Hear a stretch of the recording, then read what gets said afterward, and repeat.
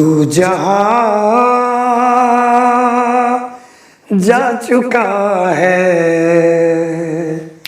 मैं वहाँ रह चुका हूँ। तू जहाँ जा चुका है मैं वहाँ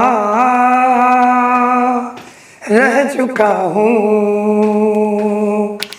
मेरे मन में कहीं तू छुपा तो नहीं, मुस्कुराता हुआ तू यही तो नहीं, ढूंढता फिर रहा एक निशानी तेरी, मिल भी जाए तो पूछूं कहानी मेरी, किस लिए जी रहा हूँ यहाँ। मिलन होबे कत दिने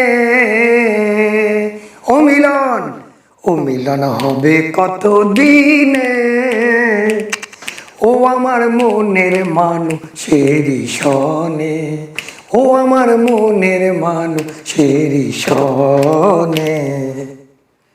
মিলন হবে, মনের মানুষের সঙ্গে কবে মিলন হবে সেটা নিয়ে উদ্গ্রীব হওয়ার দরকার নেই। তুমি যদি মনের মানুষকে মন থেকে চাও তাহলে অবশ্যই মনের মানুষের সঙ্গে অর্থাৎ তোমার ভেতরে থাকা ঈশ্বরের সঙ্গে তোমার অবশ্যই যোগাযোগ হবে। তোমরা জিজ্ঞেস করবে, দাদা আপনি যোগাযোগ পেয়েছেন, আপনি করতে পেরেছেন? আমি তোমাদের সত্যি কথা বলি, মন্দির মসজিদ গির্জায় আমি যাই না। কেন বলো তো?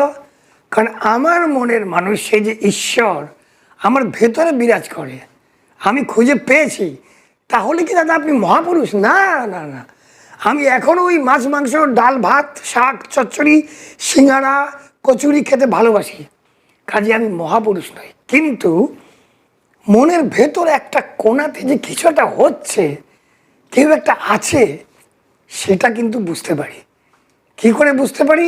কারণ আমি স্টেপ বাই স্টেপ বোঝার চেষ্টা করেছি, এক একটা স্টেপ করে। আরেকটা গান আছে না, तेरा होने लगा हूँ खोने लगा हूँ, तेरा होने लगा हूँ खोने लगा हूँ, जब से मिला हूँ तेरा, तेरा होने लगा हूँ जब से मिला हूँ। গানের লাইনটা ঠিক করে শোনো, বোঝার চেষ্টা করো। তেরা হোনে লাগা হুঁ, তেরা হো গয়া, এটা কিন্তু বলেনি। আমি তোমার হচ্ছি যবে থেকে তোমার সঙ্গে দেখা হয়েছে, যবে থেকে আমি তোমার মধ্যে হারিয়ে গেছি। এটা প্রেমের গান, কিন্তু প্রেম মানে ঈশ্বর বলো বা তোমার প্রেমিক প্রেমিকা বলো, একই ব্যাপার। প্রেম মানে প্রেম, এটা একটা আধ্যাত্মিক শক্তি প্রেমটা, তাই তো? তেরা হোনে লাগা হুঁ জব সে মিলা হুঁ, তেরা হো চুকা হুঁ জব সে মিলা হুঁ, তা কিন্তু বলেনি। এখানেও স্টেপ বাই স্টেপ এগিয়ে যাচ্ছে। 1% এভরিডে, 100% ইন 100 days। এই কথাটা মনে রাখবে, এটা একটা মন্ত্র। যেমন তোমরা যখন অনেকেই আমাকে লিখেছো যে দাদা আমার প্রেমিক ছিল বা প্রেমিকা ছিল, কি লিখেছে ভুলে গেছি এখন, একজন আমাকে লিখেছে বিশেষ করে যে আমার প্রেমিক বা প্রেমিকা হোয়াট এভার, সে না অন্য একজনকে বিয়ে করে ফেলেছে। আমি তো হেসে বাঁচি না। আমি বলি ভাই, ও যদি তোর প্রেমিক বা প্রেমিকাই থেকে থাকে তাহলে অন্যকে বিয়ে করলো কি করে? তার মানে কি?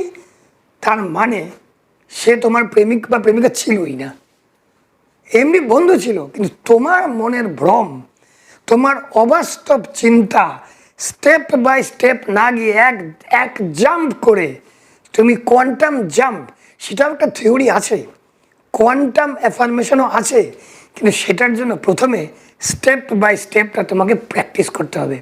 উদাহরণ দিই, উদাহরণ হচ্ছে এখন মনে করো আমার মাইনে 15,000 টাকা মাসে, ঠিক আছে? বছরে কত কামাই? 15 ইন্টু 12 180,000, অর্থাৎ 1,80,000 টাকা আমার পুরো বছরের আমার মাইনে। মাইনে মানে আমি কামাই, সেখান থেকে খরচ হয়তো হয়ে যায় 1.5 লাখ টাকা বা 1,60,000, 20,000ও বাঁচে না বা 10,000ও বাঁচে না। কিন্তু আমি অ্যাফার্মেশন করতে বসলাম, আমি লিখলাম, বললাম, কল্পনা করলাম কি আমার কাছে 10 কোটি টাকা আছে। প্রকৃতি বা ইউনিভার্সাল পাওয়ার, যেটা ইউনিভার্সাল যে কসমিক এনার্জি, তারা ভাববে এই লোকটার বছরে 10,000 টাকাও বাঁচে না, অথচ ও বলছে ওর কাছে 10 কোটি টাকা আছে। অর্থাৎ কোনো সামঞ্জস্য নেই। তোমার নেওয়ার ক্ষমতা এবং তোমার চাওয়ার ইচ্ছের মধ্যে কোনো সামঞ্জস্য নেই। তোমার কি অ্যাফার্মেশন করা উচিত? তোমার করা উচিত, তোমার যদি এখন বা আমার যদি এখন 15,000 টাকা মাস গেলে মাইনে হয়, তাহলে আমি অ্যাফার্মেশন করব যে আমার কাছে 5 লক্ষ টাকা আছে বা আমার কাছে 2 লাখ টাকা আছে।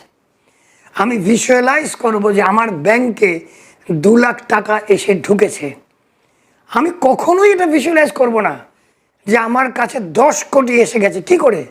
জুয়া খেলেছো না, চুরি করেছো না, ডাকাতি করেছো? কাজেই স্টেপ বাই স্টেপ সবগুলো ইচ্ছে তুমি প্রকাশ করবে বা অ্যাফার্মেশন করবে বা ভিজুয়ালাইজ করবে, না হলে কিন্তু হবে না। এটা যখন করবে, যখন তুমি when you go step by step 1% every day and 100% in 100 days, অর্থাৎ এটা কাইজেন, জাপানিজ কাইজেন থিওরির অন্তর্গত। আমি কিন্তু এটা ফলো করি। ছোট ছোট চাই, ছোট ছোট অ্যাফার্মেশন, ছোট ছোট চাওয়া, এবং সেই ছোট ছোট পাওয়াগুলো যোগ হয়ে অনেক বড় একটা কিছু পাওনা হয়ে যায়। কাজেই এই যে তুমি লিখেছো না যে আমার প্রেমিক বা আমার প্রেমিকা আরেকজনকে বিয়ে করে ফেলেছে, তোমার মনের ভুল, অবাস্তব কল্পনা করেছো। ওই মেয়েটি বা ছেলেটি তোমার প্রেমিক বা প্রেমিকা ছিলই না, তোমার বন্ধু ছিল। তুমি ভুল বুঝেছো, তুমি ভেবেছো আমাকে বিয়ে করবে, অমুক তমুক ব্লা ব্লা ব্লা, যেটা তোমরা সাধারণত টিনেজার্সরা ভাবো। এগুলি অপরিণত চিন্তা। কাজেই তুমি যদি কোনো ভালো পড়াশোনা করতে চাও, একজনকে আমি কয়েকদিন আগে অ্যাডভাইস করেছি যে সেটা ব্যাকলগ পেয়েছে। ব্যাকলগ ব্যাপারটা আমি ঠিক জানি না, এটাকে বোধহয় সাপ্লিমেন্টারি বা কমপ্লিমেন্টারি কিছু বলা হয়। ব্যাকলগ পেয়েছে, কিন্তু সে বলছে আমি আইআইটিতে যাব। সে কিন্তু কখনোই বলছে না আমি প্রথমে ব্যাকলগটা ক্লিয়ার করব, তারপরে ইঞ্জিনিয়ারিংটা পাস করব, তারপরে আমি আইআইটিতে ভর্তি হব। সে প্রথমেই অ্যাফার্মেশন করে বসেছে আইআইটিতে যাব। তাহলে ব্যাকলগটা কে ক্লিয়ার করবে ভাই? আমি? তো তোমাকেই ক্লিয়ার করতে হবে। কাজেই প্রথম অ্যাফার্মেশনটা হবে বা হওয়া উচিত যে আমি আমার ব্যাকলগ ক্লিয়ার করে খুব ভালো রেজাল্ট করেছি, আমি আমার ব্যাকলগ ক্লিয়ার করে খুব ভালো রেজাল্ট করেছি। তারপরে যখন হয়ে যাবে তখন তার অ্যাফার্মেশন করা উচিত আমি আইআইটিতে চান্স পেয়েছি, আমি আইআইটিতে চান্স পেয়েছি। এইভাবে যে টাকা পয়সার ব্যাপারটাও একেবারে 1,80,000 যার সারা বছরের ইনকাম, যেখান থেকে হয়তো 10,000 বা 5,000 বাঁচে, সেটা থেকে 1 লাফে আমার কাছে 10 কোটি টাকা, সেটাকে বলে লোভ। এটাকে চাওয়া বলে না, এটাকে বলে লোভ। মানে নিজের ক্ষমতাকে ব্যবহার করতে চায় না, নিজের বুদ্ধি ব্যবহার করতে চায় না, নিজের শার্পনেস, নিজের কর্মক্ষমতা বা কর্মদক্ষতা ব্যবহার করতে চায় না। সে বলে বসে আমার কাছে 10 কোটি টাকা এসে গেছে। সে ভিজুয়ালাইজ করে যে তার ব্যাংকের অ্যাকাউন্টে 10 কোটি টাকা ঢুকে পড়ছে। কোথা থেকে ঢুকবে? এটা হতে পারে না। তোমরা তোমাদের চাওয়াটাকে ধীরে ধীরে স্টেপ বাই স্টেপ তোমরা বাড়াও, ইমপ্রুভ করো। Improvement 1% everyday.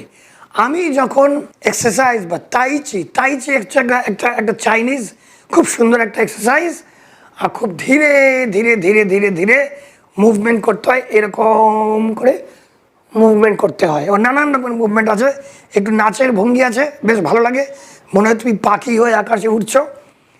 তো সেই ভালো খুব অনুভূতি দেয়। আমি যখন করতে শুরু করলাম, আমি ভাবলাম এইটুকু 7 মিনিট 10 মিনিট করে কী হবে? What's going to happen to me? আমার স্বাস্থ্য ভালো হবে না। আমি একটু স্বাস্থ্য একটু ফিটফাট থাকতে চাই। আশ্চর্য, 10 দিন 15 দিন পরে আমি খেয়াল করলাম আমার শরীরে, আমার খিদেতে, আমার হজমে, আমার সমস্ত শারীরিক আচার ব্যবহারে একটা দারুণ তফাৎ হয়েছে। কেন? ওই 7 মিনিট 10 মিনিট every day, 1% improvement every day, and I got 100% in 100 days। কাজেই ভাই, অ্যাফার্মেশন কাজ করেনি, ল অফ অ্যাট্রাকশন কাজ করছে না, এই কথাগুলো না, এই কথাগুলি ভুল কথা। তোমার লোভ তোমার এগেনস্টে যাচ্ছে। তোমার চাওয়ার যে লোভটা, সেটা তোমার পাওয়ার শক্তির সঙ্গে ম্যাচ করছে না। তোমাকে তো তৈরি হতে হবে। You have to be prepare to receive what the universe gives you.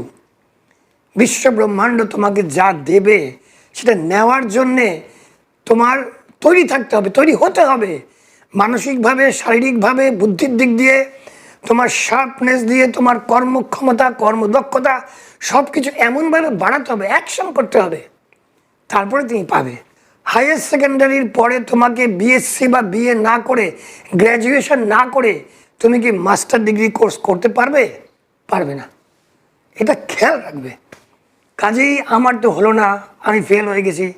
আজকের ভিডিওটা সেই লোকের জন্যে যারা আমাকে লিখে যে আমি পারিনি, আমি ফেল করেছি, মানে নিজের ওপরে ভরসা নেই, কোনো ভরসা নেই, তারাই তারপরে দেখবে ঈশ্বরের কাছে ভিক্ষে করবে। ভিক্ষে করে, ঈশ্বরের কাছে ভিক্ষে করার দরকার নেই। ঈশ্বর, আমরা হচ্ছি ঈশ্বরের সন্তান। আর ঈশ্বর, একটা কথা বলে রাখি, মজার কথা, ঈশ্বর একটাই শব্দ জানে, স্কুলে পড়েনি।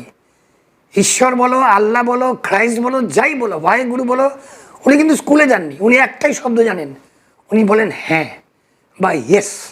তুমি যদি বলো ঈশ্বর আমার অবস্থা খুব খারাপ, কিছু করো, ঈশ্বর বলবে হ্যাঁ, মানে তোমার অবস্থা যে খুব খারাপ, ঈশ্বর বলবেন ইয়েস, এবং তুমি সেই খারাপ অবস্থা থেকে বেরোতে পারবে না। আমার পায়ে, হাঁটুতে, গায়ে, কোমরে বড্ড ব্যথা, ঈশ্বর ওপর থেকে শুনে বলবেন হ্যাঁ, মানে ইয়েস, অর্থাৎ তথাস্তু।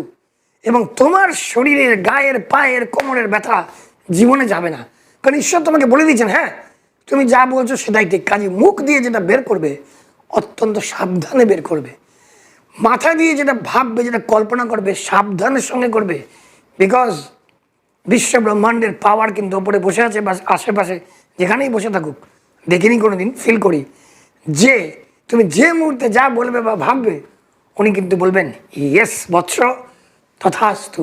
তুমি যদি বলো আমার মাথায় চুল নেই, একটু চুল দাও, আমার মাথায় টাক, ঈশ্বর বলবে হ্যাঁ, তোমার মাথায় টাকই থেকে যাবে, ও চুল জীবনে গজাবে না। কাজেই যেটা বলছিলাম, স্টেপ বাই স্টেপ যাও। একটু অন্য কথা বলে দিলাম, মানে সামলাতে পারি না, বলে মাথায় আসে বলে ফেলি, সাবজেক্ট আলাদা। তাও যে কথাটা বলতে চাই আজকের ভিডিওতে, go step by step man, don't jump the queue. তুমি একটা লাইনে দাঁড়িয়ে আছো, লাইনের আগে যাওয়ার চেষ্টা করো, মেরে তোমাকে একেবারে ঠ্যাং ভেঙে দেবে, কেউ তোমাকে অ্যালাউ করবে না। কাজেই তুমি যখন এই জাম্প করার চেষ্টা করো কিউ, তোমাকে ওপর থেকে মেরে ঠ্যাং ভেঙে দেয়, আর তুমি যে পৌঁছতে পারো না, যার জন্য তুমি যেটা পেতে চাও সেটা পাও না। কাজেই ভরসা রাখো নিজের উপরে, স্টেপ বাই স্টেপ, প্রত্যেকটা স্টেপ ইম্পর্ট্যান্ট। তুমি যদি তোমার বাড়ি যদি মনে করো, কোথায় বলবো, গড়িয়াহাট হয়, কলকাতার গড়িয়াহাট, তুমি যদি শিয়ালদা যেতে চাও, তোমাকে তো প্রত্যেকটা বাস স্টপ ক্রস করতে হবে। তুমি তো উড়ে আর শিয়ালদা যেতে পারবে না। এমনকি উড়েও যদি যাও, তাহলেও তোমাকে পাক সাকাস, মৌলালি কী সব আছে জায়গা, ওসবের উপর দিয়ে উঠতে হবে। তুমি তো টম টম করে তুমি একেবারে গড়িয়াহাট থেকে শিয়ালদা পৌঁছতে পারবে না। এই কথাগুলি খেয়াল রাখবে, ধৈর্য রাখো, লোভ করবে না। লোভটা কিন্তু চাওয়া নয়, লোভটা হচ্ছে লোভ করা। মানে তুমি ব্যাংক ডাকাতি করতে চাইছো, তো ব্যাংক ডাকাত হলে সফলতা কী করে পাবে? একদিন না একদিন তো ধরা পড়বেই পড়বে। ব্যাস, আর কথা বলবো না, আজকে এইটুকুই বলার ছিল। আমি এখন ইন্ডিয়াতে আছি, এটা বড়োদাতে আমার বাড়িতে, খুব আনন্দের সঙ্গে ভিডিওটা করলাম। তোমরা সবাই ভালো থাকবে, তোমাদের সবার মঙ্গল হোক। আবার দেখা হবে, যাও জিতে নাও।